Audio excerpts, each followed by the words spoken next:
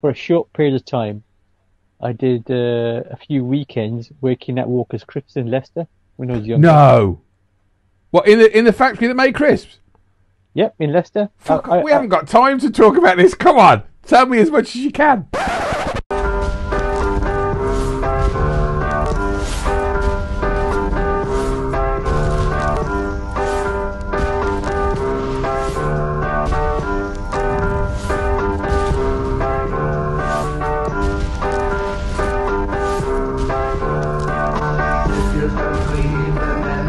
You believe in time to sing it loud. Bow down. Ah, good evening. To the left of me or to the right of me? How about a bit of bling, Mr. Singh? Zup, bro. I want a nickname. Steve, calling occupants of Interplanetary Hen. What's going on in your life? For a short period of time, I did a few weekends working at Walker's Crisps in Leicester when I was younger. No. I actually wasn't actually working on the line. I was actually employed by an agency to clean the machineries up. And I did not eat crisps for about 6 months after I worked there. Was it the smell or was it? The smell. I swear to God, but when the potatoes came in, it smelled like shit. No, I know, because when my first job was at Fine Fair, which I think became Asda, I'm not sure, and I had to shake the potatoes into a thing, and then but sometimes they'd have rotten potatoes, and you put your fingers in the rotten potatoes, and they just spurt out, and the smell is awful. Rotten potato smell is awful. I know what you mean, mate, but I never worked at Walker's Crisps in Leicester. Yeah. We could talk about it another time. I'd love to talk about that. You could be like, whatever his name, Greg, I don't know what I'm talking about, Wallace, when he goes to see where things are made. Av Singh at Walker's in Leicester. Well, I never saw Gary Lineker there. Lazy bastard. Well, he's not. He shot himself on the pitch. Don't have a go at him. I would have loved to seen him working there, wouldn't he? I don't know what Av is. Av is actually, he's hallucinating. Either Av is hallucinating or I've had too much of this red wine, which we knew anyway. So, at what point does humour become your opinion? Fucking hell, I don't know how to deal with that, Av. I can't see a way through. If you're good at your craft, then you should be able to tell most jokes without upsetting your audience. Well, I need to retire then. No, but then you, to do the bit, it's going to take you 50 years to get there, Av. Don't worry about it. The more you do, the better you get. No, well, as Peter Sutcliffe said. Well, I can say, and Steve's a witness, I actually made a woman choke. Right, that's when we were filming our porn show. No. You can't just stand there and go, as Steve will testify, I made a woman choke. It's where's that going? Where's that? On a sweetie, let's say. Well, I was, and that wasn't her name. No, I was like, I was doing the gig at Steve's head night, and she was laughing so much she choked on a minstrel. It was a Malteser. She had to leave. She was minstrel happy. Was funnier. Yeah, but so. No, but you were funny that night. Can I just say, Av was very funny that night, because if he wasn't, I wouldn't be speaking to him now. Av, you got any more gigs up? Yes, unbelievable. I've got one.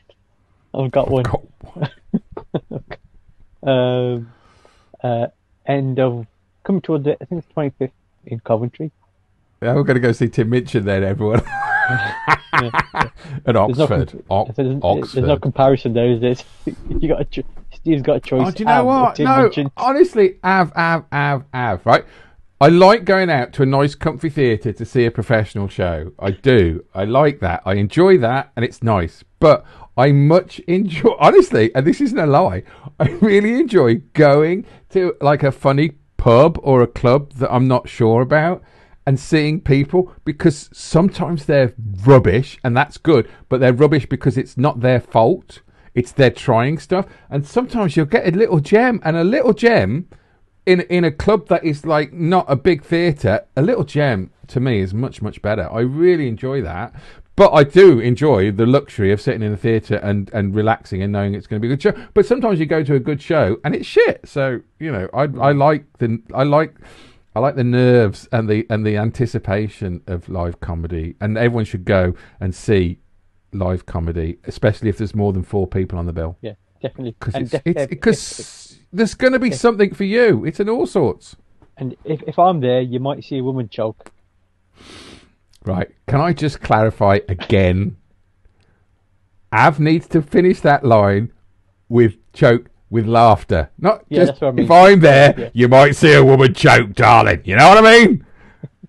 That's what I mean. Yeah. So, I should put that. I should make like a. I made a woman choke. Av sing. I should put that up on the. I make women choke with laughter. Okay, I think that's the name of this show. I should say people. I make people choke with laughter. I always try my best now to put things non-genderish rather than people, like put people rather than women or man or stuff like that. Because it's Well, yeah, just be on the safe side, isn't it? You don't want to offend anyone. No, Av, you ruined it. Then it's not to be the safe side. It's the right thing to do. It's not being on the safe side. You shouldn't worry about... it doesn't matter if you say the wrong thing to people, as long as you understand afterwards that you may have said the wrong thing. And you think, well, I will learn from that, rather than saying, fuck off, you weirdo. No, I'm saying I don't want to offend anyone. That's why I do err inside of caution. Do you know, you're quite a sweet person, so I don't think you can offend people. I've had my moments. Yeah, but no, we're all... I mean, I can offend people, but because I can be so dirty. But, there's a hot tap. But you can, I shock people. I like to shock people, but shock is not to hurt people, is it? It's to make them go, ooh, what's going on? Yeah. So, yeah, go and see Av as well at Coventry. He will make you choke. With laughter. He'll make you choke. Yeah. Open brackets, close brackets with laughter. My jokes make you choke. What a bloke. The joke choker. I sound like a serial killer, don't I? The joke choker. Oh. I could show you the world's greatest pickup lines. I was given this for Christmas. And I feel that there is a wealth of entertainment in this, right? Because this is the world's greatest pickup lines. Let's have a listen. I'm just gonna pick one, right? And I bet you it's hilarious, right? Now, this is what I wanted to say about these sort of things, right? This is what should be cancelled. This sort of stuff should be cancelled, right? So I'm coming from this from a good point of view, not a bad point of view. Are you ready, Av? Pretend I've just met you and we're both on the same gender page. I'm new in town. Could I have directions to your house? Now, that's not creepy. That's a pickup line. That's apparently. That is scraping the barrel. That is, because it's just a statement. A bad statement. Turn left at the next junction. Right. I'm new in town. Give me directions to your house. Oh, this is awful. This is awful. I don't understand why this is what's wrong with this fucking country. I've got 1 hour to live and I don't want to die a virgin. Help me. No, these aren't pickup lines. This is how to get arrested. Sexual harassment. But right. I've got an hour to live, right? If you have got an hour to live, right, you might have some sort of disease, right? I don't want to die a virgin. If you've got an hour to live, you've got some sort of disease and you're already a virgin at 50, that's a worry. I took 10 years off. I don't get it. Did you get anything nice for Christmas? What did I get for Christmas? This time off work. How long do you have off work? Boxing Day. When I used to work at an office before, and it was Secret Santa, Right. Do you know, I've never done a Secret Santa, and I've actually felt quite nice then when you said that. This better be a nice story, Av, because otherwise I'm going to be sad. Well, right. There's a spending limit. I think I can't remember. Was it £10? But you know something? I was a generous Secret Santa. I always used to go over because I want to get something decent. Yeah, it's got to be have some thought behind it, then at least. Yeah. Yeah, no, definitely, 100%. Right. So I get mine. We open it up in an office party. Right. What did you buy, or is it funnier if you tell us? I just bought something sensible. I can't remember what it was. But it was for, obviously I don't know. Abby just said a lot of thought that has to go into it. He says, I just bought something sensible. Yeah. Probably something nice, decent. Right? I'm not having a pop at Av tonight. It looks like I am. But the person I bought for is not buying for me. So it's like... No, it's a secret. It's secret, but I will not get the present from the person I gave a present to. It's from somebody else. No, so pick a name at nobody knows who the giver or the receiver is. It's like a gangbang in Worcester. Okay. Those two things are very well connected, aren't they? Christmas and gangbang. So I'm opening my present up. All right. It's clothing. Is this in a group? Do you all say let's all get together to open, or do you take it home? Yeah. So what the office used to do was, because we have on the last day of work, we'll have a Secret Santa, open your presents. Then we go to a restaurant and have Christmas dinner, before we break up. Is there a mince pie involved in any of this? Are there mince pies around? Probably. I'll just a piece of clothing and open it up. It's a pair of socks. Well, okay, that's thick socks, yeah, right. Then I look at them, right, Steve, and they're massive, right. I check the size, and they're like a specialist size, like 13, right. Normally you get a size range, don't you? Like a 9 to 11. Yeah, you can do 9 to then big. Right. So these are 13. I'm thinking, what the? What? Right. Using my methods of deduction, I look around at people with big feet. Right. And I work out who's giving me his present, because it's something.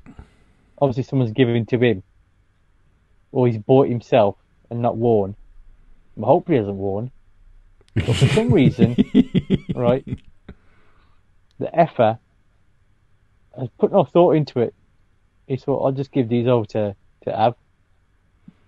And you can tell I'm an average height guy. These are his socks, and he's pocketed he hasn't bothered to spend a tenner. He's just put his socks that probably his grandma bought him last Christmas. Yeah, and you're thinking, and they were size too small. How much of an idiot do you have to bloody be to think, he won't know he was me? So any people out there who get Secret Santa, you bastards better buy them properly. It is better to give them. It's better to buy a nice present for somebody, because the joy that brings should bring you joy. The fact that you're a tight arse and you think, I'm not spending a tenner, I'm just going to stick this in every year. It's like my dead dad's wife. Stepmother, whatever. My dad's new wife, she used to get presents that they didn't like and then put them in a box and then next year gift them to other people. That's not right. That's just that's no Christmas spirit. That's tight arseness and no thought. Thought, as I've said at the beginning of this rant that I've now turned into a rant, unfortunately, it's the thought that you should think. A bit of thought and care is much better than money. You don't have to be generous, just be considerate. Hey, Av, should we play Secret Santa between me and you, and we'll send each other a gift and then open it live? No. You've been watching GBBs? I've been watching GBBs, and I think it's turning me. I think it's turned me into a right-wing racist.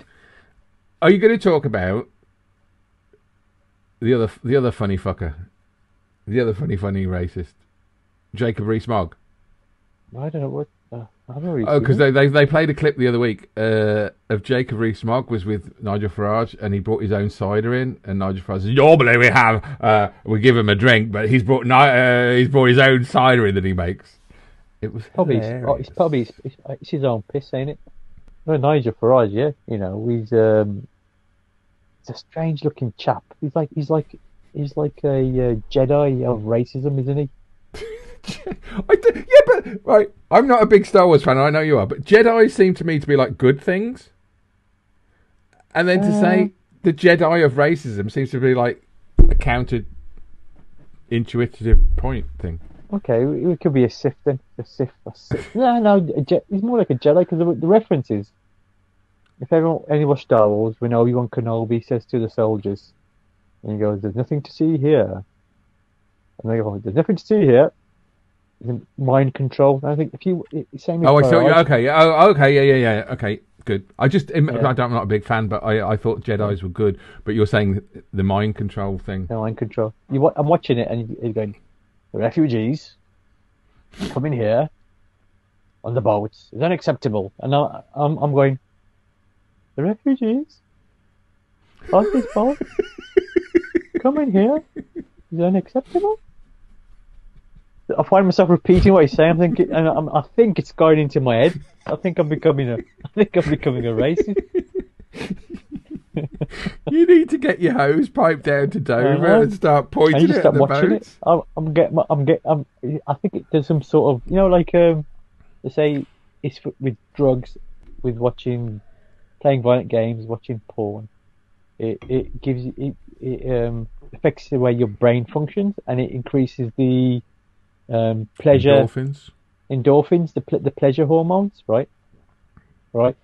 He doesn't affect my pleasure hormones. He's affecting some part of my brain, which is like the subconscious part, and he's turning me right wing.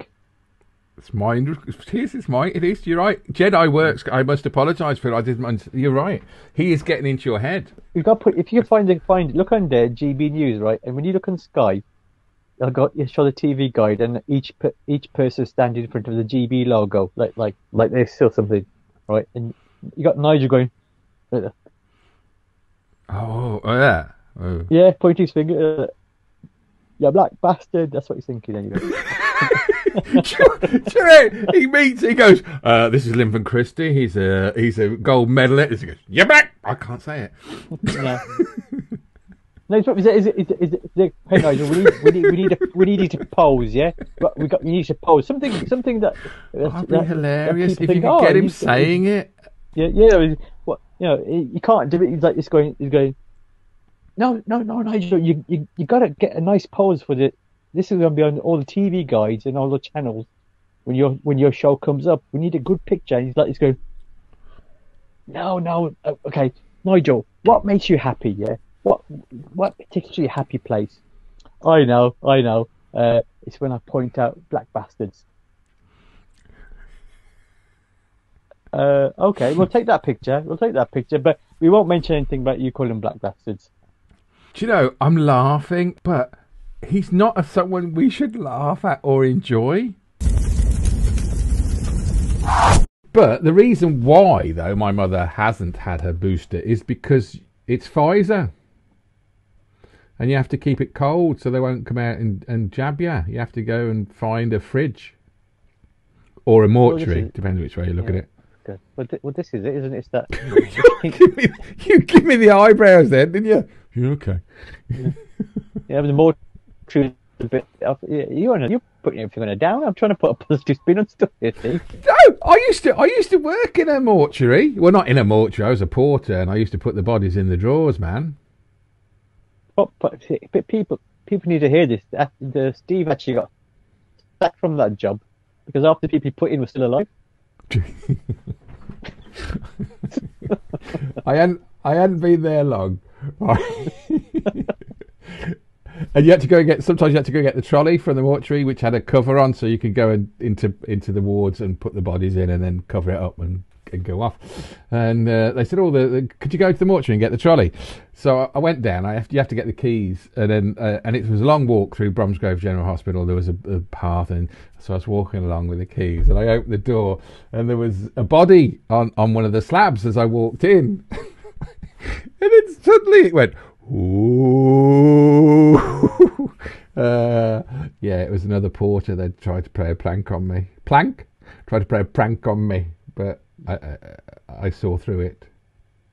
Because I don't believe a body would do that. If you were dead or thought you were dead, and you had a sheet on you, you wouldn't go, oh. You'd go, what the fuck's going on? Well, I'm saying you'd be a bit worried if you was like you went down there, and then when you walked in, you looked at the sheet, and there was like it pitched a tent down the middle. Hey, hey! I'd be more scared of that. I did. It is something I should. I've done this on stage, but like when I was there once, the Undertaker brought this. No. I tell you what, you'd be lucky to get a couple of bloody gerbils in the tent I pitch. But oh, God. But no.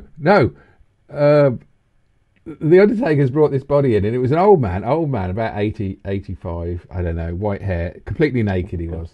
And he had all of these pen and ink graphite tattoos that you usually get in prison. Like, they're not great, they're just sort of done with a pin and a pencil. A pin and a pencil. But they were showing me, they said, look at his willy. And he'd had a tattoo on his willy which said, all for my Ida.